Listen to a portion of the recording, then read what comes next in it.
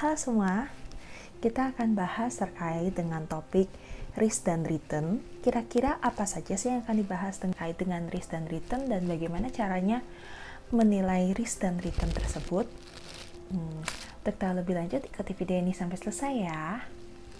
Oke, nah di dalam topik ini kita akan belajar beberapa hal teman-teman. Itu ada 6 bagian. Yang pertama terkait dengan portofolio. Tentunya portofolio ini di sini teman-teman akan mengetahui apa yang dimaksud dengan portofolio. Lalu apakah nanti perlakuannya sama dengan video yang waktu lalu, yaitu terkait dengan caranya menghitung risiko dan keuntungan yang diharapkan dihitungnya individual aset atau berbeda. Terus kemudian yang kedua, setelah itu kita akan belajar tentang tingkat keuntungan yang diharapkan dari menghitung portofolio atau penggabungan dua aset. Lalu yang ketiga, nanti kita akan menghitung risiko portofolio dari hasil penggabungan kedua aset. Lalu yang keempat, kita akan belajar tentang bagaimananya cara mengkorelasikan atau mengkaitkan antar satu aset dengan yang lainnya. Dan yang kelima, kita akan membahas tentang risiko portofolio jika asetnya itu ternyata lebih dari dua. Dan yang terakhir adalah kesimpulan. Nah, yang pertama teman-teman dia akan membahas terkait dengan portofolio dari segi definisi. Jadi, portofolio ini sebenarnya adalah penggabungan dua aset atau lebih.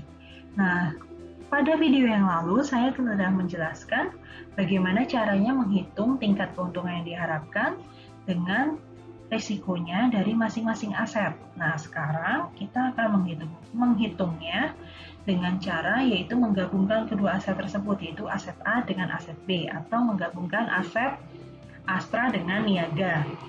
Nah, tentunya di sini akan digabungkan menjadi satu kesatuan ya teman-teman.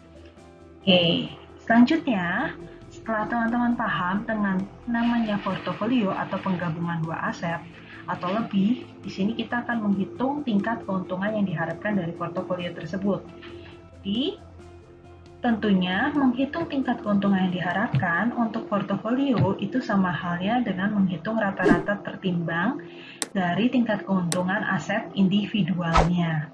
Nah, lebih lanjutnya lagi, kita masuk ke ilustrasi ya teman-teman. Jadi, di sini kita masih menggunakan soal yang sama dengan video yang sebelumnya, yaitu di mana ada 5 kondisi. Yang pertama sangat baik, baik, normal, jelek, dan sangat jelek.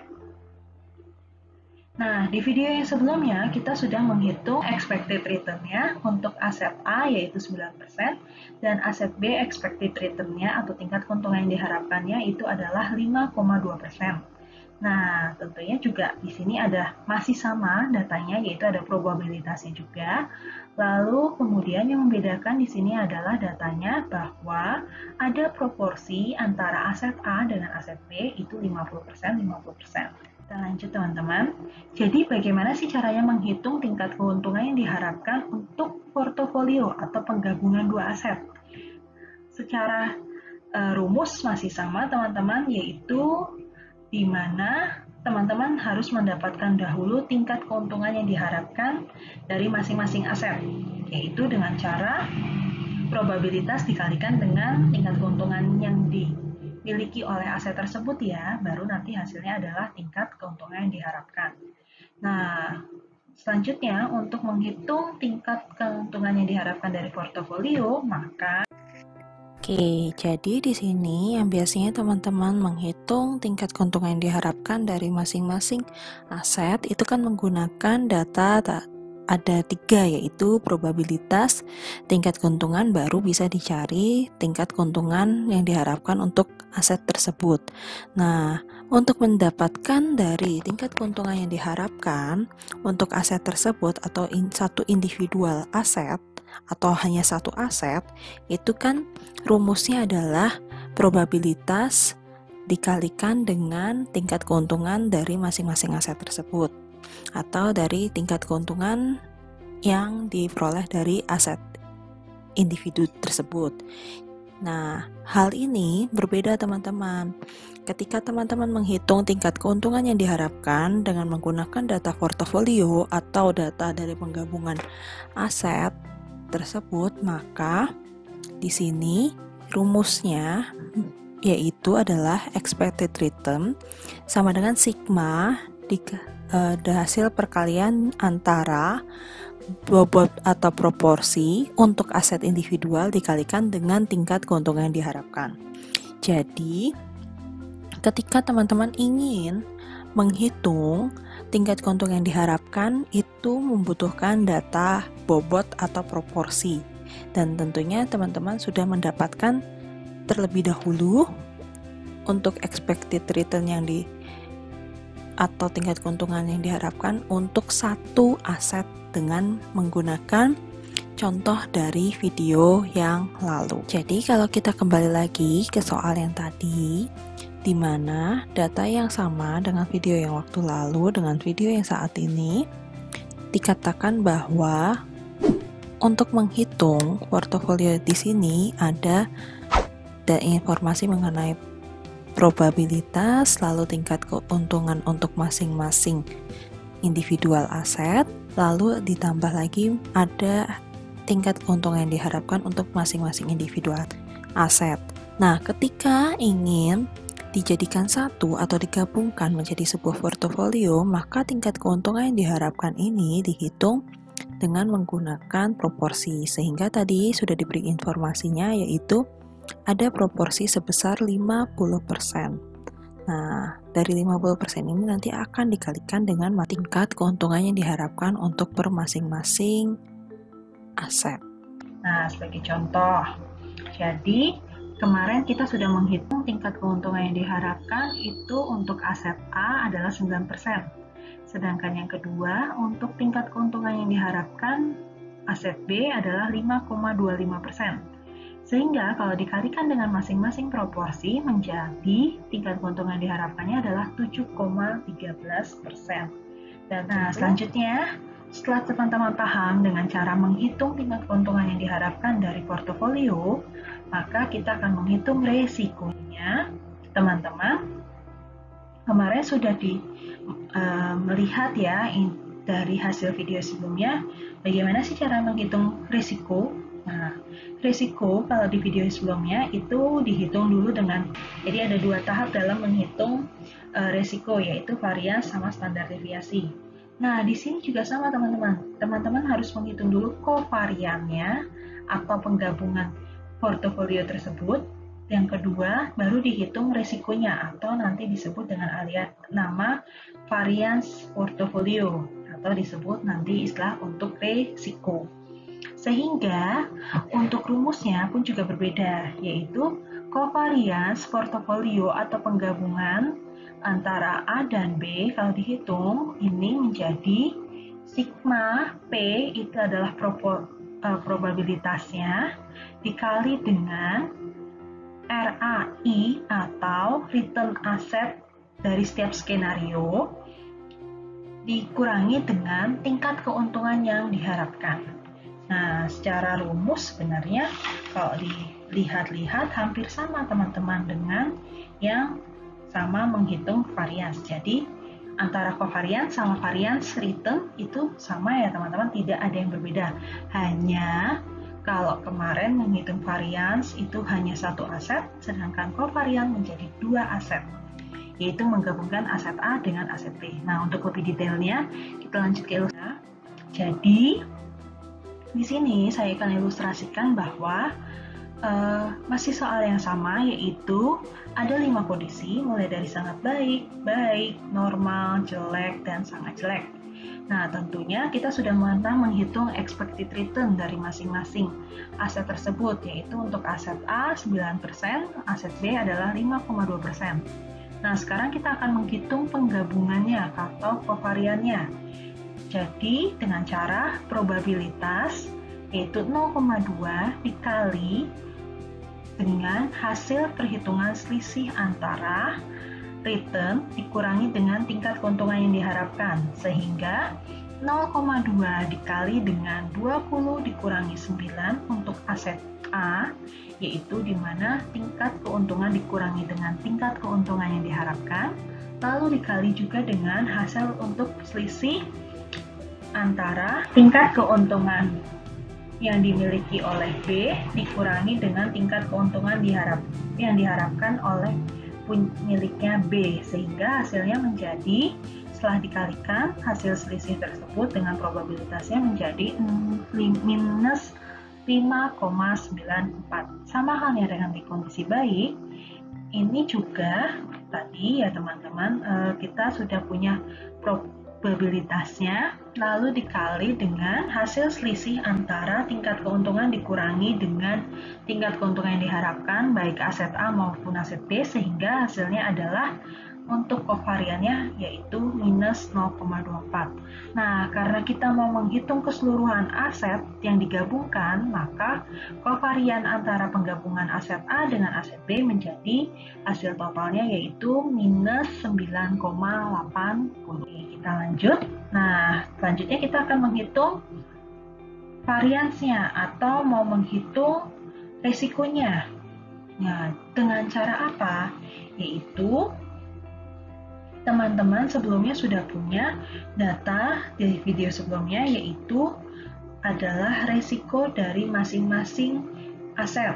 Nah, resiko masing-masing aset itu dilambangkan dengan min ceta A kuadrat, dan yang B itu berarti ceta B kuadrat. Itu untuk lambang-lambang masing-masing resiko setiap aset. Lalu dikalikan dengan proporsinya yang 50% tadi. Nah, untuk proporsi dilambangkan dengan huruf XA ataupun XB, lalu nanti akan dikuadratkan ya. Lalu, kedua hasil tersebut atau kedua hasil perkalian tersebut antara proporsi dengan resiko dari masing-masing aset, maka ditambah dengan hasil penggabungannya. Dengan cara apa? Yaitu 2 dikalikan dengan kedua proporsi baik A dengan B, lalu dikalikan dengan hasil kovarian yang di slide sebelumnya atau di sebelumnya yang sudah kita dapat, yaitu tadi penggabungannya adalah minus 980, sehingga kalau kita hitung lebih detailnya menjadi seperti ini teman-teman. Resiko dari penggabungan portofolio antara dua aset menjadi, yaitu rumusnya adalah XA kuadrat atau proporsi untuk A dikalikan dengan hasil resiko masing-masing individual, yaitu A ditambahkan dengan ceta A kuadrat ditambah dengan XB kuadrat untuk proporsi di bagian B dikali dengan ceta B kuadrat untuk resiko dari individual aset B ditambah dengan hasil penggabungannya, yaitu 2 dikalikan dengan XA dan XB, yaitu berarti proporsi untuk A dan proporsi untuk B, lalu dikalikan juga dengan hasil kovarian penggabungan kedua aset tersebut, sehingga hasilnya menjadi, kita lanjut, yaitu untuk proporsi kan masing-masing aset 50%. Nah, teman-teman diubah saja bentuknya menjadi desimal, yaitu menjadi 0,5. Lalu nanti akan dikuadratkan. Nah, sama halnya dengan resiko yang tadi bentuknya sudah presentase, tidak perlu kita bentuk lagi dalam bentuk desimal, yaitu langsung saja, yaitu 6,04 dengan 1,69, karena hasilnya sudah dalam bentuk presentase, sehingga teman-teman tidak perlu mengubahnya menjadi desimal. Lalu kemudian dikalikan dengan hasil penggabungannya, yaitu 2 dikalikan proporsi, itu harus diubah lagi proporsinya menjadi desimal, lalu dikalikan dengan 9,80, dan hasilnya pun untuk resiko menjadi, sebelum diakarkan atau sebelum jadi hasil resiko, itu adalah 4,94. Nah, ingat kembali ya teman-teman, rumus untuk menghitung resiko berarti akar dari varians, atau di sini akar dari hasil penggabungan menghitung antara aset A dengan aset B yang dikalikan dengan proporsinya, sehingga menjadi hasilnya resikonya adalah 4,94. Ini akan diakarkan menjadi nanti hasilnya adalah 2,22%, sehingga setelah penggabungan ternyata resikonya menjadi 2,22%. Nah, kita analisis aja. Nah, sebelum kita analisis, kita lanjut dulu teman-teman menghitung resiko jika dengan menggunakan rata-rata aset atau langsung saja dikalikan dengan masing-masing proporsi tanpa dilakukan penggabungan, sehingga hasilnya menjadi 3,87%. Nah, ternyata kalau digabungkan, itu nama istilahnya adalah diversifikasi, teman-teman. Jadi, kalau digabungkan antara aset A dengan aset B, hasil risikonya menjadi lebih kecil, yaitu yang akan diterima 2,22%. Nah, sedangkan kalau tanpa diversifikasi atau hanya dirata-ratakan saja, itu menjadi aset risiko yang diterima yaitu 3,87%. Sehingga kesimpulannya apa? Ketika teman-teman melakukan penambahan aset, tentunya ini akan memperkecil risikonya karena kita ada peluang melakukan diversifikasi atau penggabungan kedua aset tersebut, sehingga hasilnya menjadi lebih kecil sama dengan contoh yang tadi sebelumnya saya sudah jelaskan. Itu risikonya untuk penggabungan antara aset A dengan aset B itu menjadi 2,22%. Dan ini lebih kecil ya teman-teman. Tentunya investor akan memilih untuk mengambil aset yang digabungkan agar menerima risiko yang lebih kecil. Oke, gimana kalau kita ubah proporsinya? Apakah akan mempengaruhi risiko yang diterimanya? Ternyata setelah digabungkan, risikonya menjadi lebih kecil teman-teman, yaitu menjadi 0,39%. Nah, mudah ya teman-teman untuk mendapatkan angka 0,39%, ini hanya mengubah perkalian proporsinya. Secara konsep masih sama dengan tadi rumus yang awal. Lalu sehingga dengan kata lain, kalau diubah proporsinya yaitu A 20% dan B menjadi 80%, risikonya menjadi lebih kecil teman-teman, yaitu 0,39% atau sama sekali bisa mendekati tidak ada risiko sama sekali teman-teman. Di sini berarti teman-teman harus menghitung kira-kira bagaimana sih kaitan antara keduanya. Kalau digabung, hasilnya ternyata risikonya lebih kecil. Apakah setelah digabung itu korelasinya menjadi lebih kecil juga atau digabung menjadi lebih besar risikonya? Kita cek lagi ya. Nah, ternyata untuk menghitung korelasi atau relasi atau keterkaitan antara kedua aset ini sama halnya dengan menghitung rumus kovarian. Tapi di sini yang membedakan adalah karena tadi kita sudah mendapatkan hasil dari perhitungan kovarian A dan B, lalu kita bagi saja dengan kaitannya risiko A dengan risiko B. Jadi, ternyata korelasinya negatif teman-teman. Atau bisa dikatakan kalau korelasinya negatif itu seperti apa sih? Korelasi yang negatif itu atau -1 ini ternyata menandakan bahwa hubungan aset A dengan aset B ini berlawanan arah atau sama-sama tidak ada kaitannya seperti kutub magnet utara kalau digabungkan dengan kutub selatan itu tidak nyambung sehingga mereka tidak memiliki hubungan yang erat, sehingga dengan kata lain penggabungan antara aset A dengan aset B kalau digabung jadi satu ini ternyata akan menurunkan resikonya. Tapi kalau ternyata korelasinya positif atau mendekati angka 1, ini ternyata hubungan aset A dan aset B menjadi searah. Jadi dengan kata lain, aset A kalau maju bergerak, ya aset B juga ikut maju bergerak. Dengan kata lain, diversifikasi yang dilakukan untuk menggabungkan kedua aset tersebut tidak menurunkan resikonya. Jadi kalau korelasi negatif disimpulkan, ini sama sekali. Selanjutnya, bagaimana sih kalau kita cek menghitung return dan risiko untuk asetnya lebih dari 2, atau di sini dicontohkan 3 aset ya teman. Jadi karena teman-teman tadi sudah menghitung expected return-nya untuk aset A itu 9%, aset B 5,25%.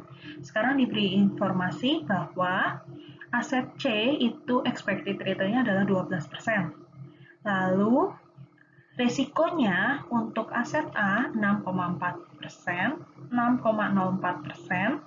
Lalu untuk risiko di aset B yaitu 1,69% dan risiko untuk aset C adalah 15%. Yang ditanyakan adalah berapakah tingkat keuntungan dan resikonya jika proporsinya ini adalah 40% untuk aset A, 30% untuk aset B, dan 30% lagi untuk aset C. Sementara itu, di sini diberi informasi bahwa hubungan antara ketiga aset tersebut korelasinya sebagai berikut. Jadi, A dengan B itu korelasinya minus 0,96%. Atau dengan kata lain korelasinya negatif. Sedangkan hubungan A dengan C atau korelasi antara A dengan C itu hasilnya positif, yaitu sejumlah 0,20%. Lalu hubungan aset B dengan C itu korelasinya menjadi 0,15%. Nah, kita hitung satu-satu ya teman-teman di sini. Karena tadi teman-teman sudah mendapatkan informasi tentang tingkat keuntungan yang diharapkan dari masing-masing aset tersebut, maka tinggal dikalikan dengan masing-masing proporsinya saja teman-teman, sama kayak menghitung di bagian tingkat keuntungan yang diharapkan dari dua aset, sehingga hasilnya menjadi yaitu tingkat keuntungan diharapkannya dari ketiga aset tersebut adalah 8,775%. Hitung risiko teman-teman di sini untuk menghitung risiko tiga aset, berarti teman-teman harus menghitung dahulu dari bagaimana menghitung proporsi dari aset A dengan aset B. Nah, terus nanti digabungkan seperti apa. Tapi karena teman-teman ini sudah menghitung di awal, yaitu untuk dua aset itu sampai dengan rumus yang 2 dikali XA dikali XB, terus dikali dengan cetak AB atau penggabungan A dan B, maka teman-teman tinggal menambahkan untuk yang di bagian poin C atau penggabungan di aset C, sehingga dilambangkan dengan 2 dikali dengan proporsi A dan dikali dengan proporsi C, dikali dengan risiko A dan C itu berapa sih? Terus kemudian untuk hubungan B dan C bagaimana? Yaitu dilambangkan dengan 2 dikali XB atau proporsi B dengan proporsi C dikali dengan risiko penggabungan B dengan C-nya. Sehingga kalau digambarkan lebih detail lagi teman-teman, ini kayak semacam menghitung perkalian satu dengan yang lain ya, satu sel dengan yang lainnya. Jadi kalau XA dikali dengan cetak A lalu dihubungkan dengan yang di kolom di atasnya, itu kalau sama-sama dikalikan dengan sel yang sama, simbol yang sama, hasilnya menjadi XA kuadrat dikali dengan cetak A kuadrat. Tapi hal ini akan berbeda jika yaitu perkalian sel yang di samping kiri yaitu XA dikali dengan cetak A, maka menjadi dikali dengan atasnya yang XB dikali dengan cetak B menjadi XA dikali dengan XB dikali dengan resiko penggabungan A dengan B. Jadi antara aset A dengan aset B ini digabung. Nah, sama halnya dengan di aset C teman-teman. Jadi kalau antara aset A dikali dengan aset C menjadi XA dikalikan dengan XC untuk bagian proporsi C, lalu dikali dengan risiko penggabungan antara A dengan C. Nah, sama halnya nanti untuk menghitung untuk bagian B, hubungan B dengan C, berarti nanti menjadi XB dikali dengan XC atau proporsi B dikali dengan proporsi C, lalu dikali dengan risiko penggabungan B dengan C.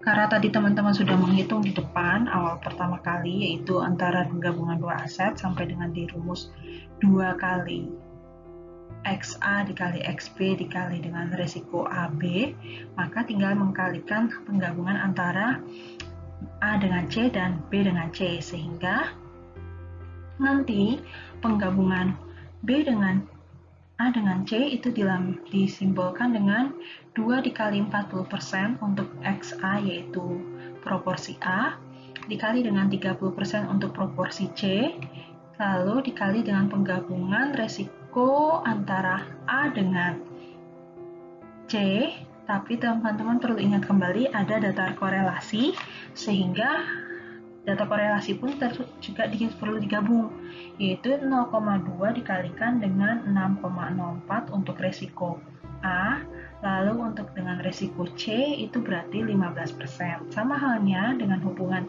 antara B dengan C, berarti mengalihkan dahulu proporsi B dengan proporsi C, lalu korelasi B dengan korelasi C, dan penggabungan resiko antara B dengan C. Sehingga kalau di sini dihitungnya menjadi 2 dikali masing-masing proporsi B dengan C kan 30%, 30%. Lalu hubungan B dengan C itu kalau dikorelasikan ternyata 0,15, jadi harus dikali dengan 0,15. Lalu kemudian dikali dengan 1,69 yaitu untuk resiko B, lalu untuk resiko C itu adalah 12%, sehingga teman-teman perlu ingat kembali yang diubah dalam bentuk desimal hanya proporsinya saja, sehingga yang lainnya tidak perlu diubah dalam bentuk desimal. Nah, hasilnya nanti kalau setelah dihitung semua menjadi yaitu 26,34 itu untuk hasil nanti bagian dari perhitungan antara XA kuadrat dikali dengan zeta A kuadrat ditambah XB kuadrat dikali dengan resiko B kuadrat. Lalu nanti dikalikan dengan masing-masing penggabungan, yaitu nanti hasilnya adalah kalau A dengan B minus 2,35. Lalu untuk penggabungan A dengan C nanti adalah 4,35, B dengan C adalah 0,68. Sehingga kalau di total hasilnya adalah 29,03. Nah, ingat lagi ya teman-teman, kalau untuk menghitung risiko itu bisa di kovarian atau variance return, yaitu 29,03 bisa dikalikan dengan pangkat setengah atau di akar. Nah, di sini saya mengambil langsung di akar ya, yaitu menjadi 29,03 di akar menjadi 5,38%. Sehingga kalau digabungkan tiga aset tersebut, itu resikonya menjadi 5,38%. Nah, sebagai kesimpulan di sini teman-teman, tadi teman-teman belajar terkait dengan caranya menghitung risiko dan tingkat keuntungan dari dua aset, yaitu untuk aset A dengan aset B. Terus kemudian juga menghitung tingkat keuntungan dan risiko dari tiga aset. Nah, tentunya lebih berisiko yang mana? Yang dua aset atau yang tiga aset? Tentunya di sini semakin banyak aset yang ditambahkan, semakin kecil ya resikonya karena melakukan diversifikasi atau penggabungan antar aset tersebut. Demikian pembahasan dari topik risk dan return. Jika ada pertanyaan, silakan komen di bawah ini. Jangan lupa subscribe dan aktifkan lonceng notifikasi untuk tahu video selanjutnya. Sampai jumpa.